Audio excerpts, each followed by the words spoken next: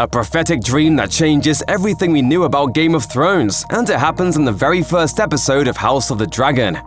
It's no secret that Game of Thrones Season 8 received an astounding amount of backlash from fans and critics alike.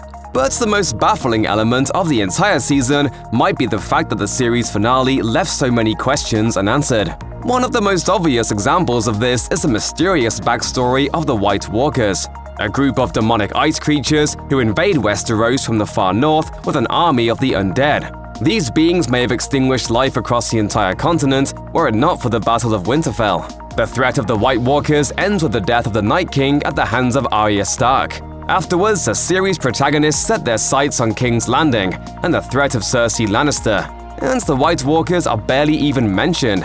As such, we never receive any concrete answers about who the White Walkers really are, or what their purpose is. One of the most mysterious aspects of the White Walkers is their strange connection to the dragon-riding Targaryen family. Both factions are integral to the ancient prophecy involving Azor Ahai, often known as the Prince that was promised.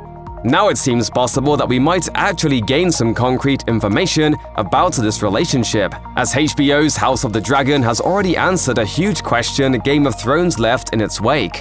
One major mystery at the heart of Game of Thrones, as well as the books on which it was based, is the motive behind Aegon the Conqueror's invasion of Westeros. George R.R. Martin's Fire and Blood claims that Aegon only invaded the continent after being insulted by the Storm King, Argilac Durandon, and that his abrupt call to arms was precipitated by his own belief that the Seven Kingdoms of Westeros ought to be united into one nation.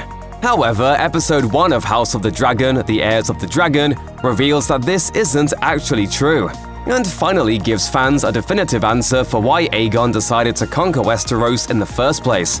King Viserys tells his heir Rhaenyra Targaryen that Aegon the Conqueror had a prophetic dream of the White Walker invasion. This awful vision inspired him to invade Westeros as a way to save mankind from destruction.